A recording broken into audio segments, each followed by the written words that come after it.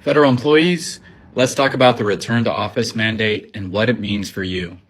This change is creating a lot of questions, confusion, and concern. So let's break it down and answer some of the biggest questions I'm seeing after my post yesterday. So here's the big picture. The new directive requires agencies to end remote work and bring employees back to their duty stations full time. But this raises a lot of questions because it's not always clear how agencies will handle hybrid schedules or ad hoc telework. The agencies have until today at 5 p.m. Eastern to submit their plans to OPM, and OPM is trying to get most of this wrapped up in 30 days. This could be a challenge, and how things unfold will depend upon agency leadership and any bargain for union rights and how the unions respond. So it's going to be an interesting time for sure. Follow me because I want to provide insight as this unfolds. I'm very grateful for all of your views and comments from yesterday, and please know this is all new to me, but I want to now answer some of the questions from the comments and want to help provide some information. First, one person asked, I'm approved for telework 2 days a week. Does this mean I'll have to come in full time? Well, I think the answer is it depends on how your agency interprets the mandate. While the memo focuses on remote work, it leaves gray areas about hybrid schedules.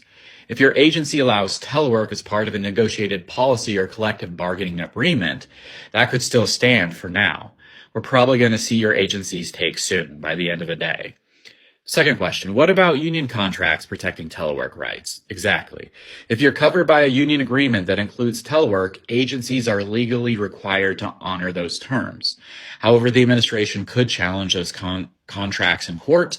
There could be further negotiations, so stay tuned for updates from your union and your agency leadership.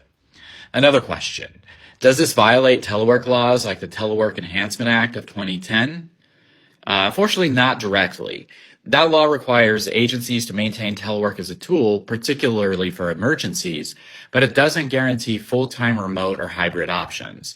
This directive pushes agencies to limit telework, but it doesn't eliminate it entirely, and it makes exceptions. There are some creative arguments here, so we'll see what happens, but I don't think this is going to be a big area. Next question. What about employees without an office to return to?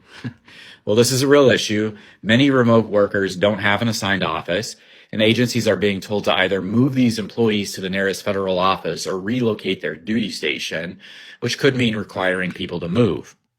These logistical challenges may take months to sort out. So what to watch for in this area? First, I would say reasonable accommodations. If you need telework due to a disability or medical condition, you have the right to request accommodations under federal law. This could be your strongest argument for keeping your telework arrangement depending on your personal situation.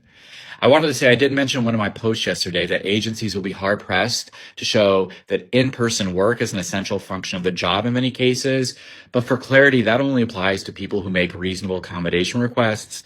That's not something that applies to general people. Another thing to watch for is cost and locality pay.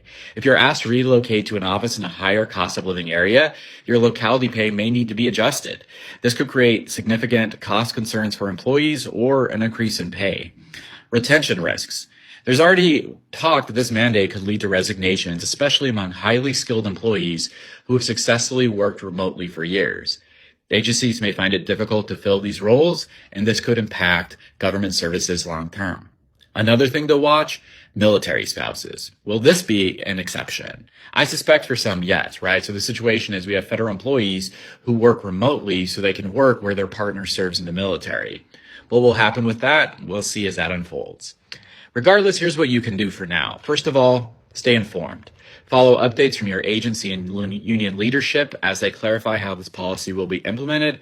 Also, follow me here because I'm committed to helping people understand. Second, document everything. Keep records of your telework agreements and your performance in a remote setting. And not just document, but be mindful. Be demure about your documentation because this might be important.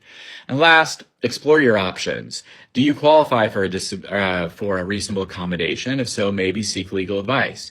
At Southworth PC, we're here to help federal employees navigate these challenges. If you're feeling, uncertain about how this mandate affects you, please stay tuned for more updates. We're going to try to figure this out together. I really appreciate all of your support and make sure to follow me for updates and actionable tips. Thank you.